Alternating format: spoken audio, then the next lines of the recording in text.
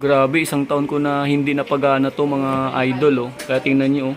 Ngayon ko lang siya ulit gagamitin. Kakabukas ko lang, buti nakalagay din sa may case na to.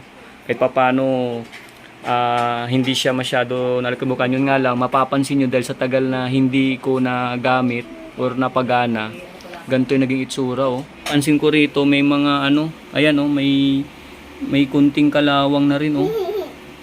Wala. Grabe pala yung dapat pala talaga hindi pinapabayaan yung mga gamit. Let's go.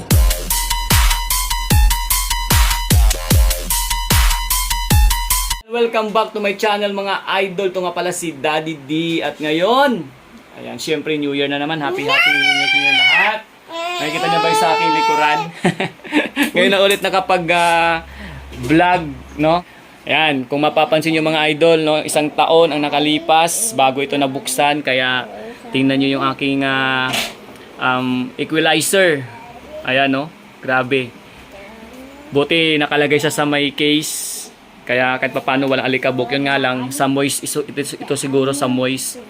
Pangalawa, ito yung aking power amp na Keebler NG600.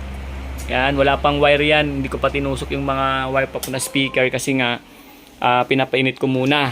Ito naman yung aking mixer, Keebler din. So mapapansin nyo, wala din yung mga cord na nakatusok pa lang kasi pinapainit ko kasi isang taon ang nakalipas bago ko siya ulit mapapagana ngayon.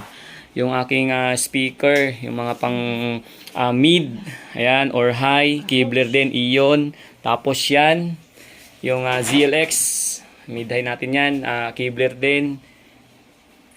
Titingnan natin mamaya kung gagana. Grabe, isang taon. Isang taon bago na pa, ang tanong, wala kayang magiging aberya mamaya sa ating sound check, no? At siyempre ating tugtugan sa bagong taon. So, abangan nyo po yung ating mga idol, no? Na-miss ko magpatugtog ng sounds. Grabe. Isang taon ang nakalipas. Oh, kaya yung aking bulilit, oh, excited na rin, oh. Ayan. So, abangan yung idol, ha.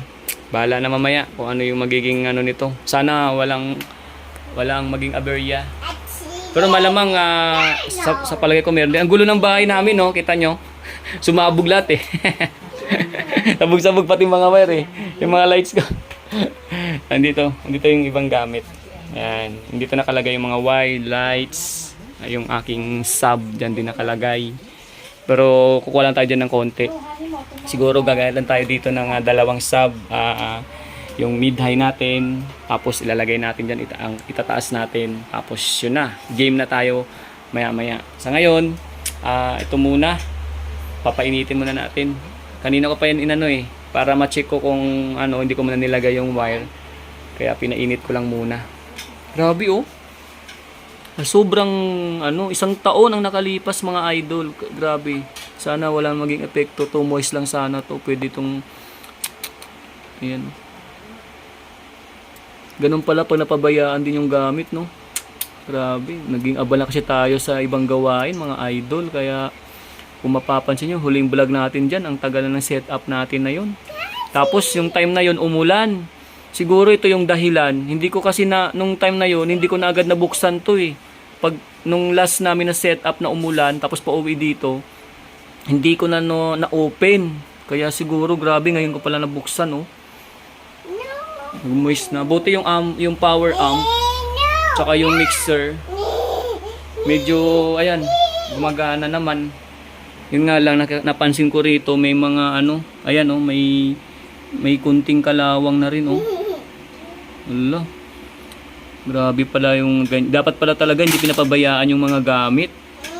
Tingnan niyo kinalawang, oh. Ano kaya yung pwedeng dito? Ano kaya yung pwedeng dito gawin para hindi kalawangin? Ay, nagwawala na yung bunso ko, gusto na raw patugtog. Gusto na raw magpa-sounds. Nagwawala na. Yan. Kunin mo muna ni. Yun. Siguro kailangan talaga pa nagpundar kayo ng mga gamit, huwag yung pababayaan mga idol gaya sa akin, no. Hindi ko na siguro ang gagawin ko kahit wala akong mga setup sa event, siguro every week or once a month or twice a month papaganahin natin kasi tingnan niyo magiging epekto pala sa gamit natin. Ganyan pala, naku.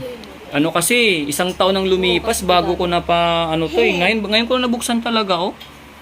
Ngayon nag-moist, oh. Sana gumana pa. Parang nilumot. Parang nilumot. Ay, sana gumana kasi mahirap din magpundar ng gantong gamit. Mahal din. Mga katuwaan na rin to eh. So, yan. Abangan nyo mga idol ha, yung ano natin. Sound check mamaya. Let's go.